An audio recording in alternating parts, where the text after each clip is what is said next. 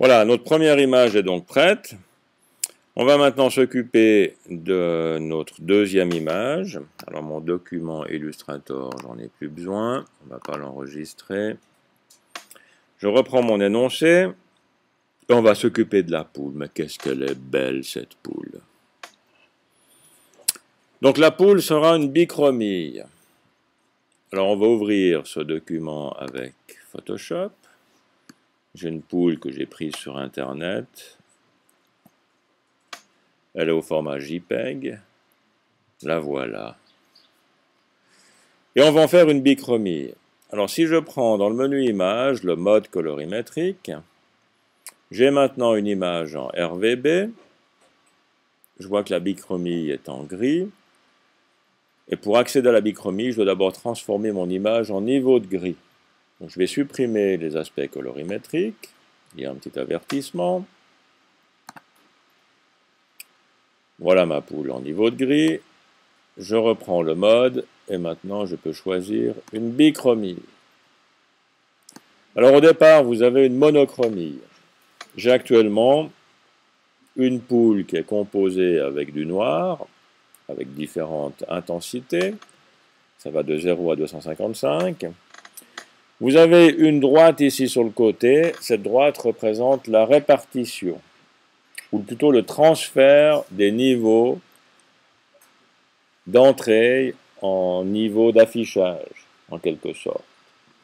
Si je prends cette courbe, ou cette droite-là, cette répartition ici, une droite à 45 degrés veut dire que si j'ai en entrée un niveau à 30%, je vais sortir avec un niveau à 30%. Tous les niveaux qui rentrent sont équivalents aux niveaux qui sortent, ou aux niveaux qui sont affichés. Si je veux une image en négatif, je pourrais inverser cette courbe, ou cette droite. Et maintenant, j'ai une image en négatif. Si j'enfile du blanc, je vais ressortir du noir. Si j'enfile du 30%, je vais ressortir du 70%. Donc ce qui se trouve en bas, c'est les pixels de mon image. Ce qui se trouve en haut, c'est les pixels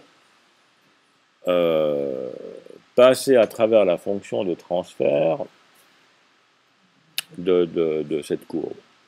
Maintenant, je peux faire des trucs beaucoup plus rigolos. C'est pas forcément plus joli, mais enfin bon, je peux imaginer de tirer ça en bas, de remonter ça, de retirer ça en bas, puis de remonter ça ici.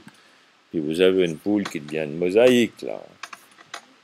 Puis de mettre le premier point ici plutôt en bas, puis de refaire une petite montée comme ça. Et voilà. Ça veut dire que le blanc va rester blanc, ça veut dire que le 10% de gris va devenir du gris foncé à 74,4%. Le 20% va être ramené à 33%. Puis vous avez une restitution de ce type-là. Donc ça peut être intéressant, sans modifier les pixels de l'image ou les niveaux de ces pixels, ça peut être intéressant de jouer avec les courbes de transfert. Encore faut-il arriver à faire quelque chose qui soit esthétique. La plupart du temps, les imprimeurs travaillent avec ceci en apportant de petites corrections. Ils tirent ça un petit peu en haut, ils tirent ça un petit peu en bas.